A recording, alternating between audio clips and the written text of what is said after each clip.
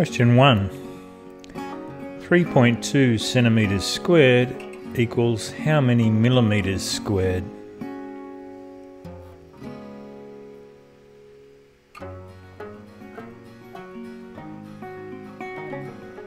Alrighty, with the normal conversion rate between centimetres and millimetres being 10, there are 10 millimetres in each centimetre. That's for the normal conversion rate, but we have to adjust the conversion rate for the fact that we're working with square centimetres and square millimetres. So what we have to do is square the conversion rate, the normal conversion rate when we're working with square units. So the conversion rate between centimetres squared and millimetres squared is 100. So we'll have to decide whether we're going to multiply or divide by 100 to make this conversion. So when square units are used, we square the normal conversion rate. So when we're multiplying or dividing by 100, 100 has two zeros. So that means we're looking to either move the decimal point 2 places to the right or 2 places to the left.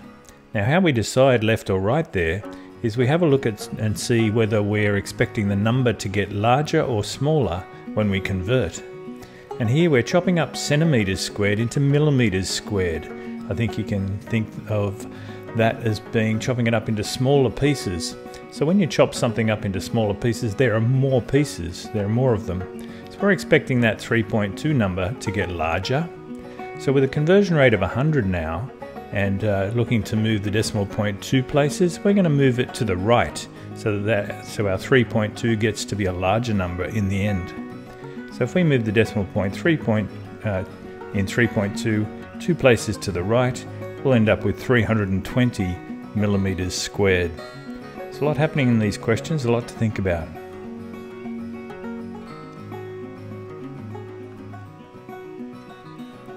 Question 2. 6 million centimetres cubed equals how many metres cubed?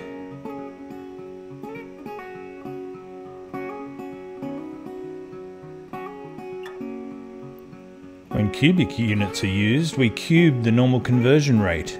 So let's think of the normal conversion rate for centimetres and metres. There's 100 centimetres in each metre, so the normal conversion rate is 100. So if we cube the normal conversion rate, it would be 100 times 100 times 100 that we're working with. So that would have 6 zeros. So there are 1 million centimetres cubed in each metre cubed. So with a million having 6 zeros, we'll be looking to move the decimal point 6 places to the right or 6 places to the left. Now let's have a look at and see whether we're chopping the units up or moving to a larger unit. We're going from centimetres cubed into metres cubed. So we're actually moving to a larger unit, so there'll be fewer of them. So that means we'll be dividing. We're looking to divide by the conversion rate of 1 million.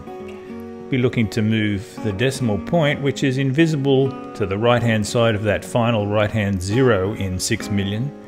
We'll be looking to move that decimal point 6 places to the left. So I think you can see that we'll end up with 6 metres cubed for our answer.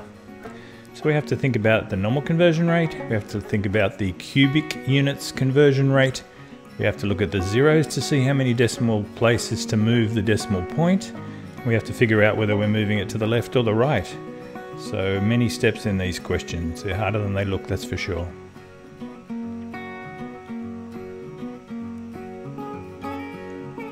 Question 3. The perimeter of a rectangle is 78 metres. Find the width of the rectangle if the length is 22 metres.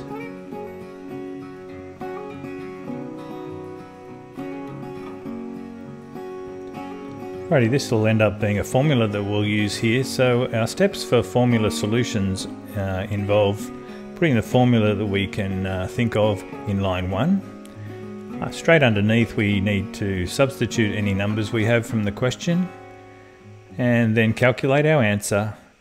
And lastly we'll check our units to make sure we're using the right units for our final answer. Okay, let's have a look at this situation. The perimeter of a rectangle. The perimeter of a two-dimensional shape is the distance around it. So we've got a width and a length for the rectangle, but of course we've got a length and a width on the opposite sides as well. Opposite sides of rectangles are the same length. So we actually have 2 W's and 2 L's if we're thinking about adding up all the sides. So we could say that perimeter equals W, or width plus length to form a bit of an equation here, a bit of a formula. So P equals 2 lots of the W plus 2 lots of the L. So if we put that up as our formula, let's have a look at what numbers we can substitute in. Numbers from the question involve a perimeter of 78 meters and a length of 22 meters. So if we, in the next line down, put them in, substitute them in the right places there, we have a 78 on the left hand side, and on the right hand side we have a 2W plus 2 lots of 22, or 78 equals 2W plus 44. So we'll work backwards to get W on its own here. Solving an equation here, we'll minus 44 both sides, so that we're working towards W being on its own. On the left hand side we get 34. On the right hand side, the 44 and the minus 44 will sort of disappear, cancel each other out, leaving us with 2W. To get W on its own, we'll need to move the 2 that's multiplying by dividing both sides by 2. So that'll end up with 17 for our width. So our width for the rectangle is 17 meters. So we made a little formula out of it. We substituted our numbers in, and we got the letter on its own, and we solved the little formula, little equation that we created.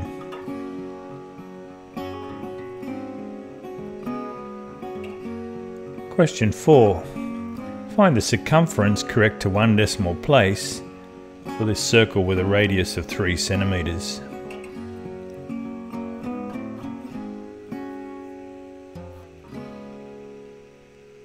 There's going to be a formula involved here, so I'll put the formula on the first line.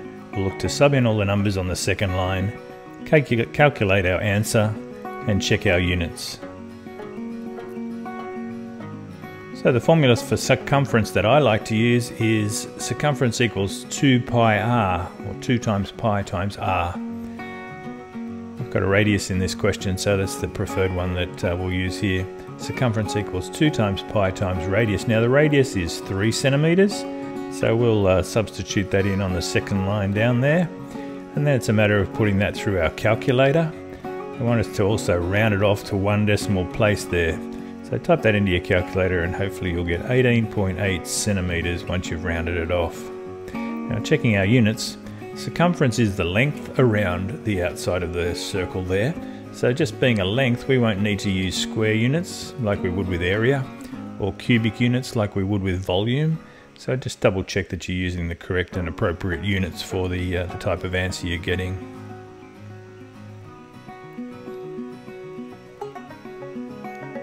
Question 5. Find the area of this shape correct to 2 decimal places. We have a quarter circle here with a radius of 4 millimeters.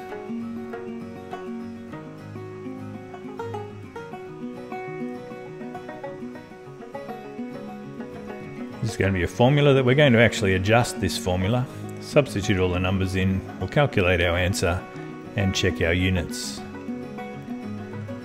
So the normal formula for a full circle is area equals pi r squared. That's if we had a full circle. We don't have a full circle, we have a quarter of a circle. So we'll just adjust that by putting a quarter out the front. So we'll have a quarter of, or quarter times, pi r squared for our formula. And the only thing we need to, the only number we have to substitute into this is the radius, which is 4. So the next line down we'll sub the 4 in where the r is, and we'll calculate that out. We've got an area of 12.57 millimeters squared. Notice we're using square units, which you need to do for area. And that's been rounded off to 2 decimal places.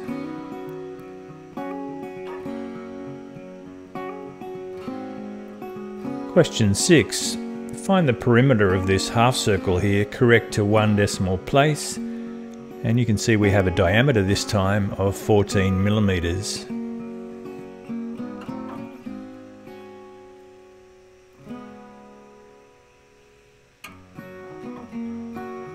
We'll have a formula, we'll substitute in all the numbers in the next line down, and we'll calculate our answer. We'll double check our units. Alrighty, perimeter this time. We've got to make sure we don't forget to add the straight bits at the end. A lot of students just concentrate so hard on figuring out the curved pieces of these shapes and then forget to add the straight bits, so we won't do that. We'll remember. Perimeter equals a half of the circumference. Notice we only have a half a circle for the curved bit, and then we'll add the diameter. Alrighty, now the perimeter is half of 2 pi r, which is my preferred circumference formula, plus the diameter. We have a radius. Now we've got a diameter of 14 millimeters. We need to remember that the radius is half of that diameter, so we'll be using 7 for subbing into the radius there. But we will be using 14 for adding the diameter at the end there. So we're using a half of the circumference formula with a radius of 7 and a diameter of 14 to add to it. And we'll calculate that out to be 36 millimeters, or 36.0 millimeters if we need one decimal place. Now the reason why we're just using millimeters and not millimeters squared or millimeters cubed is that perimeter is a distance, it's just a length. So they're just basic units to use there.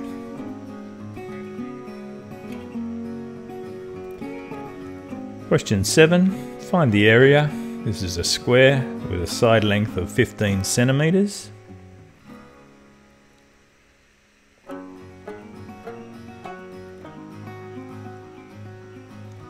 We have a formula. We want to sub in all our numbers. We want to calculate on the next line and check our units. That's what we're going for. So the formula for the area of a square is just area equals the side squared, or A equals S squared.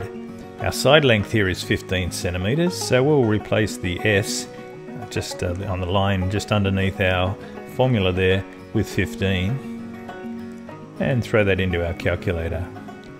So the area of this square is 225 centimeters squared. Remember, we have to use square units when we are quoting an area.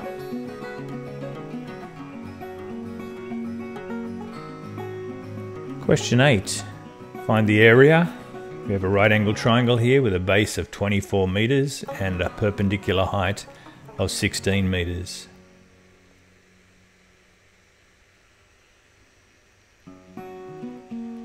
We'll have a formula, we'll sub in some numbers, we'll calculate our answer and check our units. Area of a triangle equals half the base times the perpendicular height.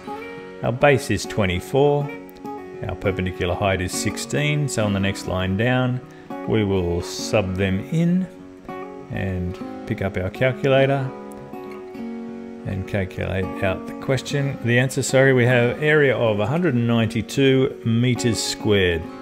Remember, for area we have to use square units.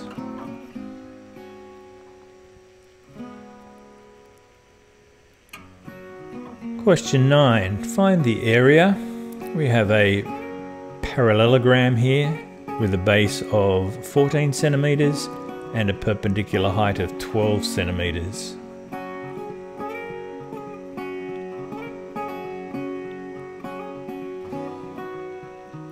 We'll have a formula, we'll sub in, we'll calculate, and we'll check units.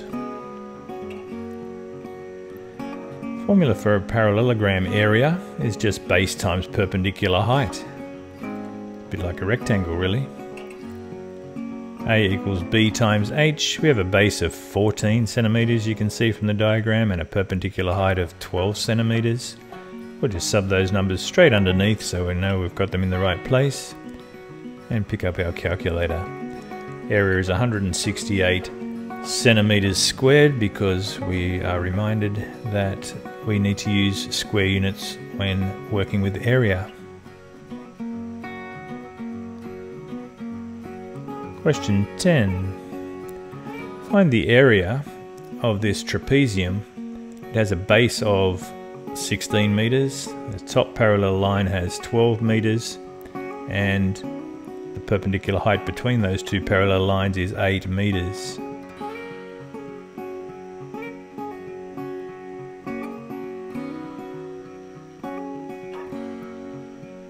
We'll look to have a formula, we'll look to substitute in some numbers underneath and calculate our answer. We'll also check our units carefully.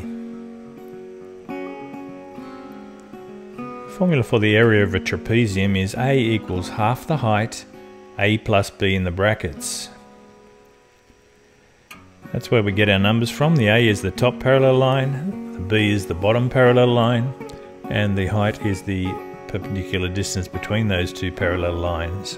In this case, we have half the height being 8, and in the brackets we have the two parallel line distances or lengths.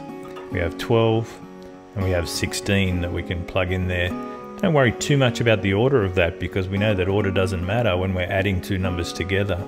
So if you get them out of order, that's okay, as long as we get the height in the right place there. We'll throw that into our calculator and we'll have a final area of 112 meters squared. And checking our units there, our original dimensions were in meters, but when we calculate an area, we end up with meters squared that we want to use.